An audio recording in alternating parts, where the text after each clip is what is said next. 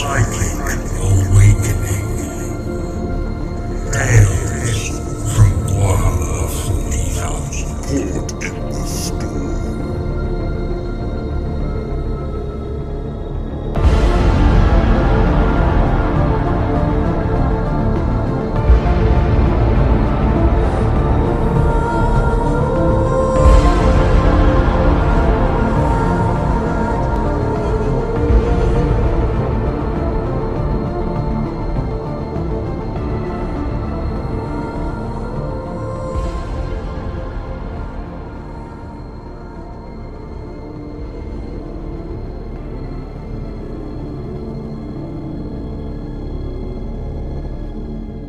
Crammed together in the tight confines of their repressor transport, Sirius and the rest of his Adeptus Arbites squad checked over their gear as the vehicle hammered down the city streets. The Arbitrator held a bracing strut as he shouted to be heard over the noise of the engine. From what we've been told, they touched down in one of the industrial sectors. Local planetary elements are en route to set up a perimeter, but you know how that goes. Don't suppose anybody had the bright idea to shoot the thing down before it made landfall in the first place? Yearn, one of the other enforcers, asked as he tightened the strapping on his carapace armor. Sirius smiled wryly.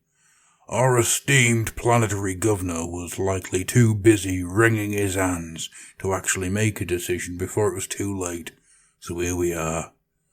Wonderful, one of the others grunted derisively.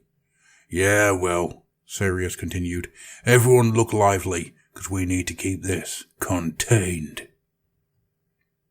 As they cleared the boarding hatch, Sirius and his squad looked over the scene laid out before them.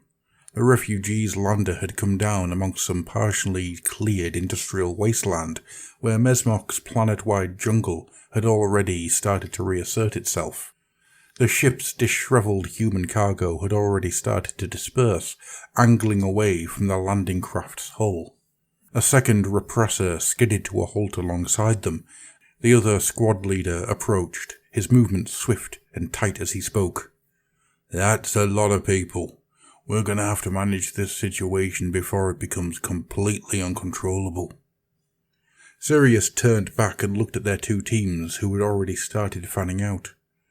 Why bother sending the numbers you need when you can just throw in the Arbites, eh? That's the Emperor's own truth. The Arbitrator clapped him on the arm. Apparently, some of the other teams have been encountering some pretty serious cult activity on board some of these things. Keep your eyes open. Good to know, Sirius replied, the Arbitrator grimacing as more and more people exited onto the open space. Many had to be supported by their peers, glassy-eyed and shell-shocked as their fellows struggled to bear their weight. But looking along their lines, Sirius could not see any visible signs of combat among them. He sniffed derisively in the hot jungle air.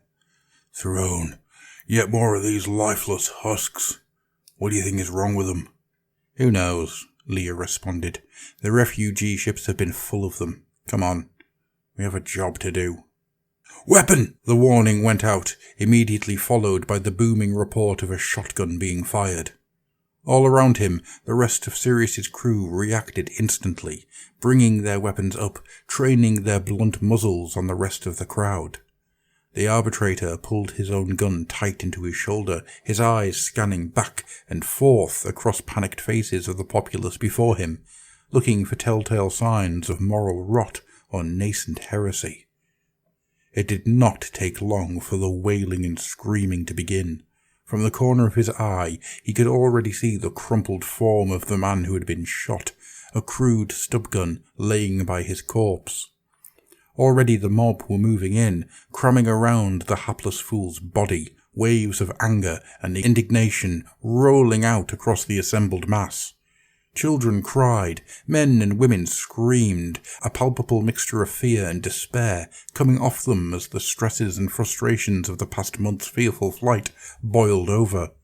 Voices were raised in shrill prayers for deliverance. And then, as he continued to scan the throng in front of him, Sirius spotted what he was looking for.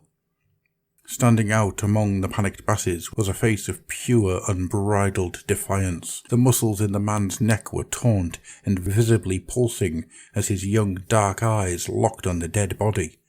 Suddenly, improvised projectiles began hammering into the Arbitrators' line as the refugees grabbed anything that was not nailed down to throw. Sirius shrugged off the rocks and debris that clattered heavily against his body armor and took one step into the no man's land between the two groups, leveling his weapon at the malcontent before him. You! The man's eyes snapped up, a wilderness to his movements. Get down on the ground in the Emperor's name, the arbitrator called out. One of his fellow enforcers moved up beside him, using the riot shield he was carrying to cover the pair of them, and Sirius felt a pat on his other shoulder as someone else moved up on his other side. The moment seemed to drag, the two men staring at one another in the midst of the surrounding chaos. Don't do it, he muttered under his breath, knowing full well what was about to happen. As if on cue, the young man in front of him threw his long duster open, revealing a slung auto-pistol as he reached for the weapon. Sirius squeezed the trigger, feeling the satisfying thud of the weapon in his hands. His second shot blew out the other man's pelvis, hurling him bloodily from his feet. Sirius forced himself back out of his tunnel vision, trying to regain some degree of situational awareness. A fist-sized rock slammed into the helmet of his comrade, staggering the man, causing the enforcer's grip on his shield to waver. Sirius managed to wrap a hand around the injured man's backplate before he fell, pulling him back into position. As Sirius checked back and forth across their line, he was finally able to take in the full chaos of the scene, their squads being slowly pushed back by the sheer weight of missiles being thrown their way. This is getting out of hand, Jörn called from behind. Then a series of angry buzzing sounds went flying past his head, their proximity sending a cold shiver down Sirius's spine. Those had been autogun rounds. Where did that come from? He shouted desperately. I see them, Jörn replied. Another series of cracks, followed by more buzzing, though less angry this time. Then a heavy weight crashed into Sirius from behind. He twisted to check behind him. Down on his knees, Jörn tried desperately to hold himself upright, propped up on one hand. The other hung limply, a darkness leaking from the armoured plates covering that side of his chest. He tried to say something, but all that came out of his mouth was a crackly wheezing sound. Sirius tightened up the sling on his shotgun, cinching it in tight to his body, and hammered the shield-bearer on the man's shoulder, shouting to be heard over the screaming crowd. Help me! Groggily the man eyed the fallen arbitrator. Sirius was almost certain the enforcer had suffered a concussion from the earlier impact, and the two of them picked Jörn up, one either side of him, as they hurriedly dragged him back to the idling form of the repressor. We need to pull back and regroup, the arbitrator called out to the others as they hurriedly loaded Jörn into the back of the transport.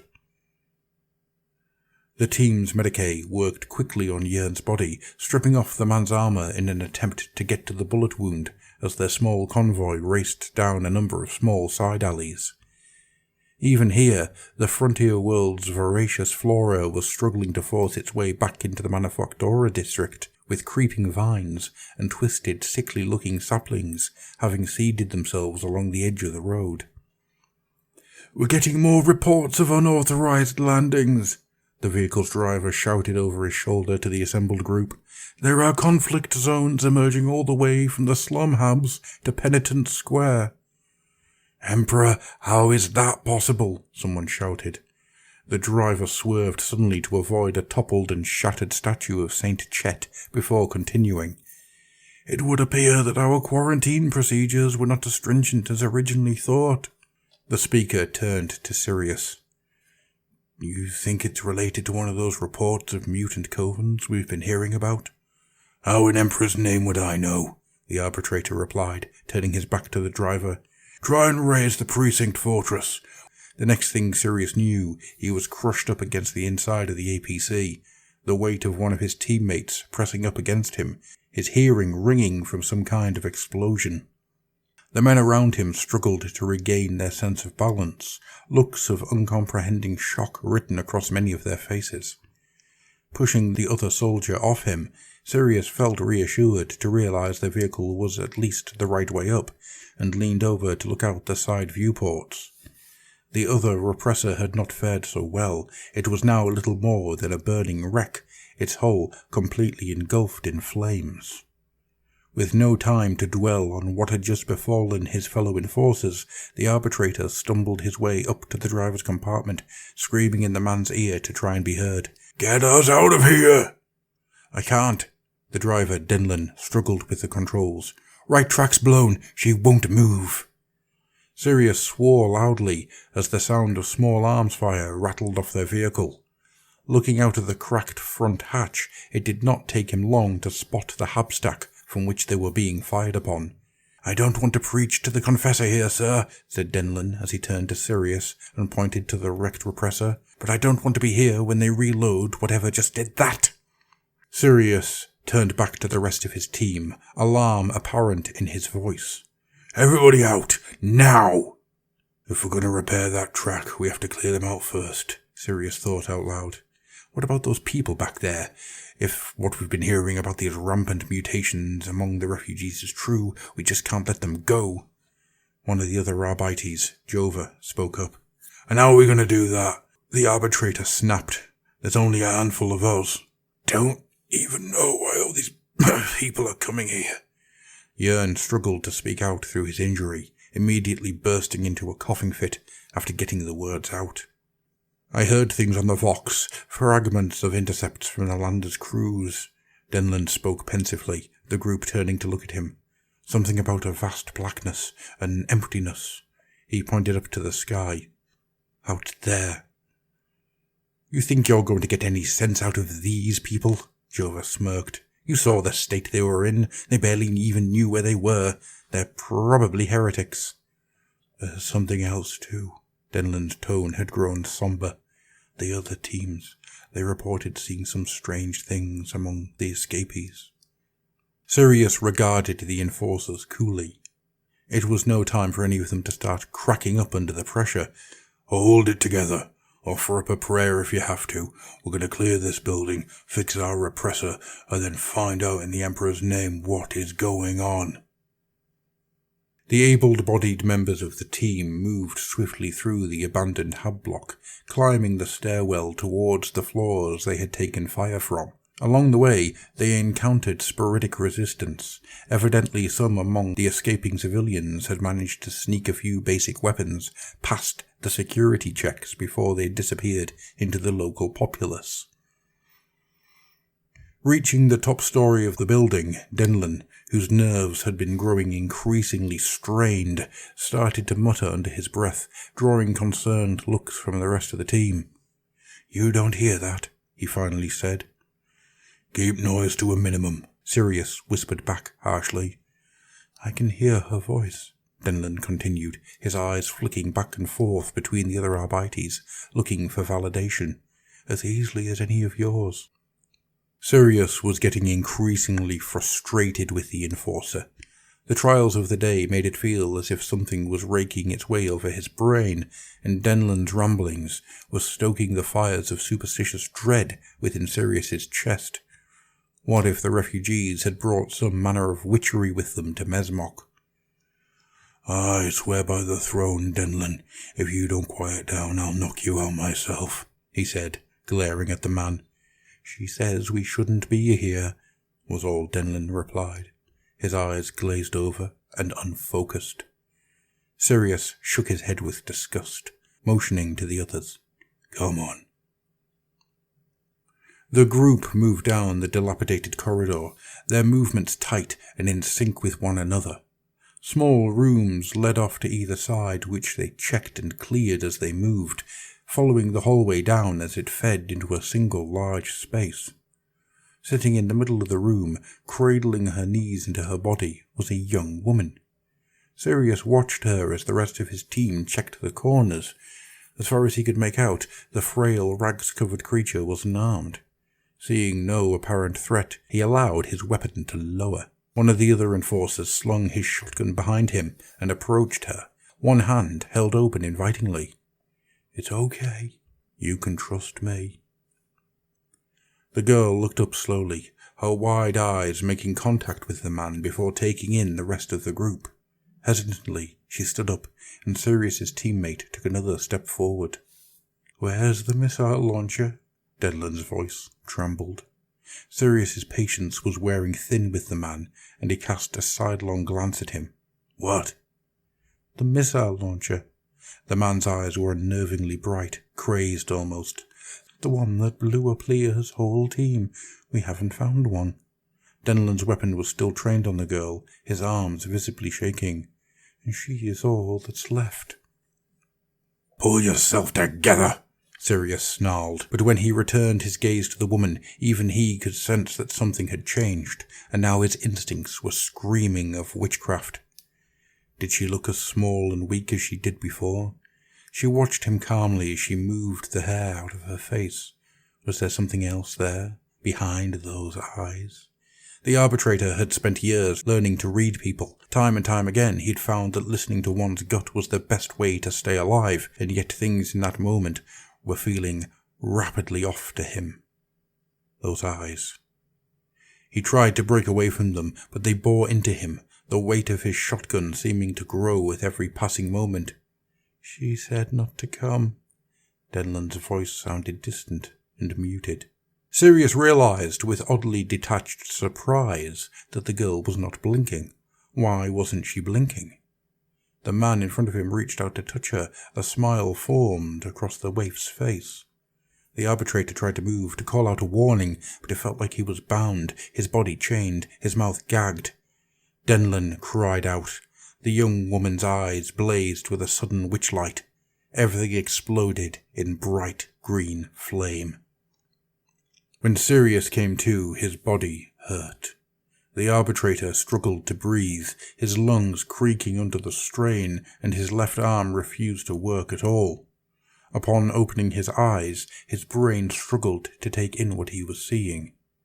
The entire back wall of the building had been blown out. The city and surrounding jungle were clearly visible through the open hole. Sickly green flames burned around what remained of the structure, and all that was left of his team was a series of charred corpses. Pulling himself to his feet with his good hand, he staggered forward, but could find no sign of the witch. He spun around at the sound of gunfire from outside, barely keeping his balance in the process. It was only then that he could take in the full turmoil that had enveloped the city below. From his vantage point, the Arbitrator could see more of the grounded refugee ships, their aged, ravaged hulls spread out around the city and nestled in the jungle fringes. Taken in all at once, the sheer number of them was staggering, and as gunfire and explosions rang out from the hab blocks surrounding many of the evacuees' vessels, Sirius knew the situation had already escalated beyond any of their control. There was no way for his forces, or those of their ineffectual governor, to keep order in the face of such a mass influx of people. No matter what he did, the world was doomed to drown under the weight of it all. The Arbitrator sank to his knees, desperately beseeching the only source of salvation that he knew for help. "Holy God Emperor, I beg you, please hear your servant in this hour of need." Sirius felt the stone in his heart begin to lighten. "I do not know the cause of this exodus. I do not know what malign force is assailing your divine creation, but I implore you, please calm these waters, and bring order to this chaos, and peace to your congregation." As he opened his eyes and looked out at the destruction beyond, something told the Arbitrator that his prayer would not go unanswered.